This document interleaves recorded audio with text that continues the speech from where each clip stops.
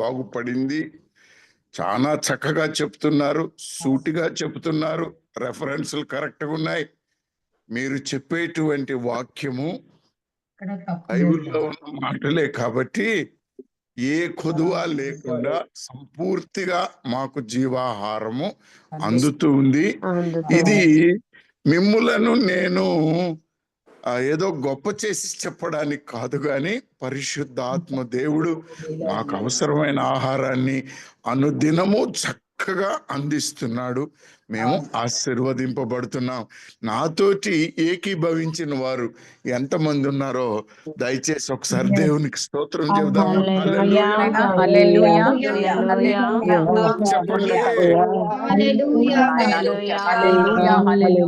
కాబట్టి లేదన్న గారు, మీరు చేస్తున్నటువంటి పరిచర్య పరిశుద్ధ ఆత్మ దేవుడే నడిపిస్తున్నాడు. దేవునికే మహిమ కలుగునుగా.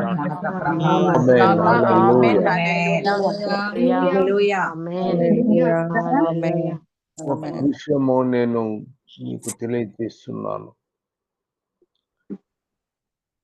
బైబిల్ గ్రంథం మొత్తంలో కూడా రెఫరెన్సెస్ ఎవరు కూడా చెప్పలేదు. దేవుని గ్రంథము వాళ్ళు మాత్రమే వాటిని ప్రకటించారు. అవునా కాదా? మీరు బైబిల్ మొత్తం తీసే పాత నిబంధనలు చెప్పాలి అనుకుంటే వాళ్ళు ఏం చెప్పాడు?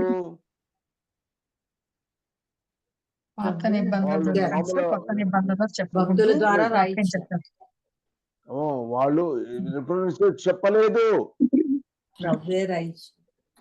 కానీ ఏమో ఇట్లా చెప్పాడు, ఇనిమియా పర్వత ఇలా చెప్పాడు అని కేవలం మాత్రమే చెప్పారు. ఆ సంగతి గుర్తుంచుకోవాలి. పరిశుద్ధాత్ముడు నన్ను నడిపిస్తున్నప్పుడు కూడా చెప్పలేదే, మీరు కాదు అనేటువంటి మాట రాకూడదు. అందుకని నేను చెప్తున్నాను, అది దేవునికి సంబంధము లేదు, కేవలం వాక్యము మాత్రము అది దేవుని సంబంధమైనది.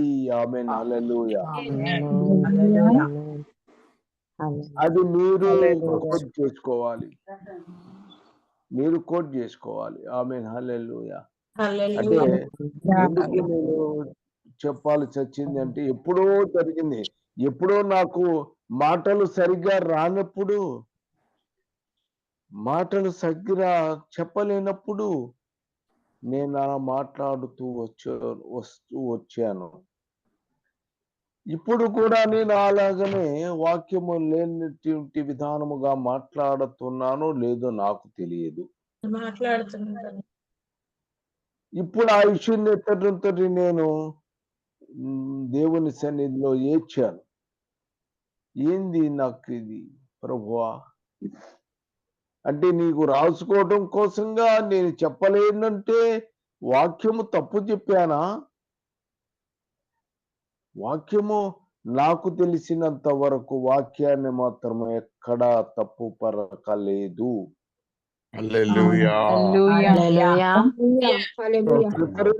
అంటే నాకు కొంత రావచ్చు, రాకపోవచ్చు. అంటే ఇదివరకు అది కొంత నా నాలుక మందము కావటం వల్ల సహోదరికి నేను చెప్పటము, సహోదరి కొన్ని అర్థము చేసుకోగలము,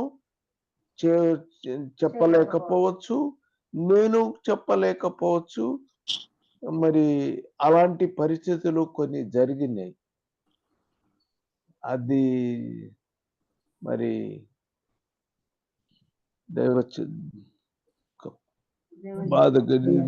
బాధ కలుగుతుంది. మీరు తెలీదా నేనే పరిస్థితిలోంచి వచ్చానో? మీరు తెలియదా? మీరు ఆలోచించండి, నేను ఏ పరిస్థితి నుంచి వచ్చాను, దేవుడు నన్ను ఏ పరిస్థితి నుంచి తీసుకొని మీ దగ్గరకు తీసుకొచ్చాడు. ఒక పక్కన నా సహోదరుడు జోంజూతరావు పక్క ఒత్తిడి, అన్నా చదువు అన్నా, నువ్వు నువ్వు చదువు, నువ్వు వాక్యము బాగా చదువు అని. అట్లా కొంతమంది సహోదరులంతా మాట్లాడుతున్నారు. పరిశుద్ధాత్మ దేవుడు నాకు బయలుపరిచారు. ఆ విధంగా వచ్చాను. ఒక్క మాట ఎప్పుడో జరిగిన సంగతిని ఇప్పుడు చెప్పితే వల్ల నాకు బాధ కలిగింది. ఆమేన్, హల్లెలూయా. సహోదరుని క్షమించుగాక. ఆమేన్, హల్లెలూయా. 2 పేతురు 1:19. అందుకని నేను 2 సార్లు కూడా చెప్తున్నాను. ఒకవేళ పొరపాటు మాట్లాడుతున్నానేమోనని రిఫరెన్స్ సెకండ్ టైమ్స్ కూడా చెప్తున్నాను. జాగ్రత్త. పేతురు రాసిన 2వ పత్రిక 1:19. 19వ వచనం. మరియు ఇంతకంటే స్థిరమైన ప్రవచన వాక్యములు మనకు మరియు ఇంతకంటే స్థిరమైన ప్రవచన వాక్యము మనకున్నది. ప్రవచన వాక్యము మనకున్నది. తెల్లవారి వేకువ చుక్కవ మీ హృదయములలో ఉదయించు పర్యంతము ఆ వాక్యము చీకటి గల చోటున వెలిగించి దీపమైనట్టున్నది. ఆమేన్. దాని వెలుగు లక్ష్యముంచిన ఎడల మీకు మేలు. ఆమేన్, హల్లెలూయా. కాబట్టి ఆ వాక్యము చీకటి కల వెలుగు చూచున్నట్టు దీపమైనట్టున్నది. దాని యందు లక్ష్యముంచిన ఎడల ఆమేన్, హల్లెలూయా. కాబట్టి వాక్యమును జాగ్రత్తగా మీరు చదువుకోండి. వాక్యము మీరు పొందుకోండి. అప్పుడు చీకటి గల చోట్లలో వెలుగు వస్తుంది. ఆ వెలుగు వస్తుంది. నేను ఇంతకు ముందు మీకు చెప్పాను. ఒక దినము అక్కడ ప్రార్థన చేసినప్పుడు ఒక దేదీప్యమానమైన వెలుగు నా యొద్ద నిలిచి ఉన్నది. అంత చీకటి చేయించాను, మొత్తం చీకటి అయింది.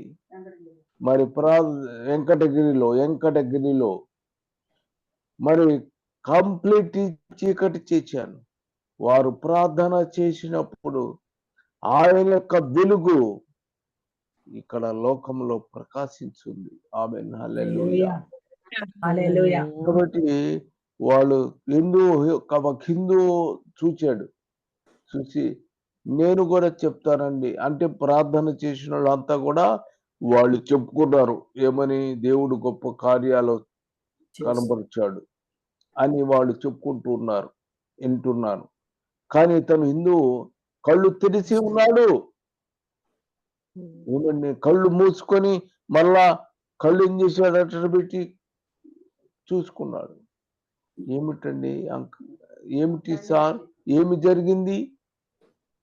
నేను చూస్తున్నాను గొప్ప వెలుగు నీ పక్క నుంచి నించునింది.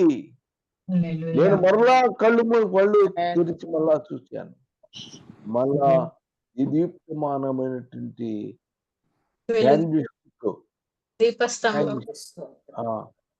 అక్కడికి వచ్చి నించుంది. ఏం జరిగింది అని అడిగాడు.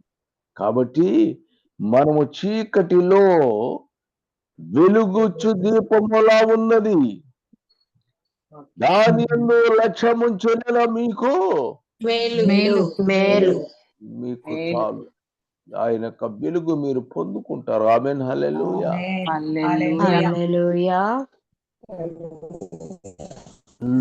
మీరు అపోస్తులు 10:38. అధ్యాయం 38వ వచనం. దేవుడు నజరేయుడైన యేసును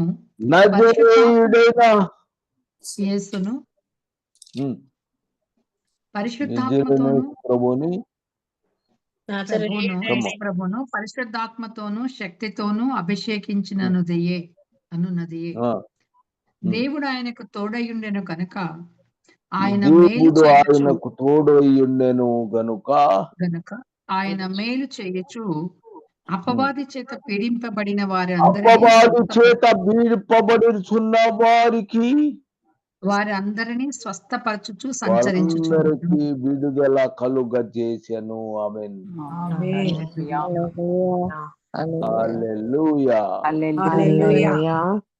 యేసుక్రీస్తు మేలు చేయుచు అపవాది చేత పీడింపబడుతున్న వారికి విడుదల దయచేసి ఉన్నాడు. ఆ యొక్క వాక్యము మనలో నివసించాలి. ఆ వాక్యము వారి మధ్యలో నుంచి మన మధ్యలోకి రావాలి. వాడు పారిపోతాడు. ఎవడు? అపవాది పారిపోతాడు. ఆమేన్. హల్లెలూయా. కాబట్టి మనం కొన్ని విషయాలు చేర్చుకోవాల్సిన విషయం మనకు అవసరం. అపవాది చేత పీడింపబడుతున్నామంటే ఆ వ్యక్తి ఎలాంటి పరిస్థితిలో ఉన్నాడు? భయంకరమైన పరిస్థితి, చీకటి పరిస్థితి. జీవితము అతను చేసుకుంటున్నట్టు వాడు. కానీ మనమైతే అపవాది చేత పీడింపబడుతున్న వారిని ఏమంటే వెళ్ళిపో యేసుక్రీస్తు ప్రభువు నామాన అని చెప్పినప్పుడు పరిగెత్తింది. యేసు ప్రభు మేలు చేస్తున్నాడు మనకి కనుక లూకా 6:27 మీ శత్రువులను ప్రేమించుడి, మిమ్మును ద్వేషించు వారికి మేలు చేయుడి. కాబట్టి మనం ఏం చేయాలి? అపవాది చేత పీడింపబడుతున్నటువంటి వారికి విడుదల దయచేయును. ఎందుకు? యేసుక్రీస్తు ప్రభు మేలు చేయుచు. యేసు ప్రభు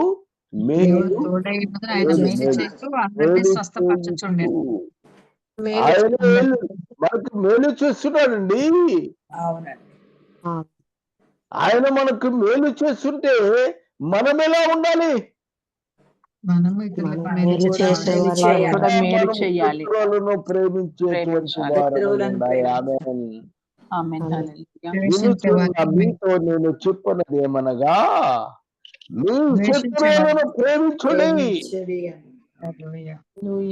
మిమ్మల్ని ద్వేషించు వారికి మేలు చేయుడి, ఆమేన్. హల్లెలూయా. శపించు వారిని దీవించుడి, ఆమేన్. హల్లెలూయా. యేసు ప్రభు మేలు చేస్తున్నాడు మనకి కదా. అపవాది నేను పారిపోతాడు. ఎప్పుడు? మీ శత్రువులను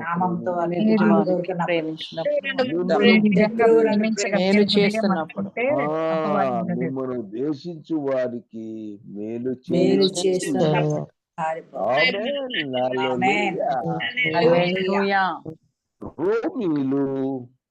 రోమా 8:28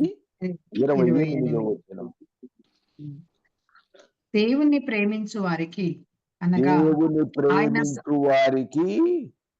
అనగా ఆయన సంకల్పము చొప్పున పిలువబడిన వారికి ఆమేన్ మేలు కలుగుటకై సమస్తము సమకూడి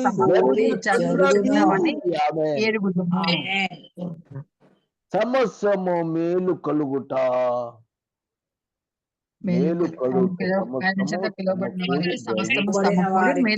జరుగుచున్నవి. ఆమేన్. దేవుని ప్రేమించు వారికి నీకు మేలు కలగాలి అంటే నువ్వు ఆయన్ని ప్రేమించాలి. అంటే ఆయన్ని ప్రేమించుట అంటే ఆయన చెప్పిన ఆజ్ఞలు పాటించు. విషయాలన్నీ నువ్వు అనుసరించుట. ఆయన ఏమి చేశాడు? యేసు ప్రభు మేలు చేయుచున్ను. ఆయన మేలు చేసినట్టు నువ్వు కూడా మేలు చేయాలి. చేయాలి. కాబట్టి నీవు శత్రువులను ప్రేమించాలి.